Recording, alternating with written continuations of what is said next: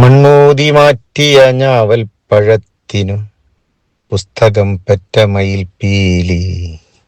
പാവാടത്തുമ്പിൽ കടിച്ചു പൊട്ടിച്ചൊരു നാരങ്ങ മിഠായി തന്നപ്പോൾ വീട്ടിൽ നിന്നു പറിച്ചെടുത്ത 4-5 ചമ്പങ്ങ നൽകി ഞാൻ. ഇന്നലെ തന്ന മഷിത്തുള്ളികൾക്കു ഞാൻ ഇന്നു കൊടുത്തതു പേരയ്ക്ക. കുടയിൽ ചേർത്തു നിർത്തി കുന്നിമണിക്കുരു നൽകി ഞാൻ.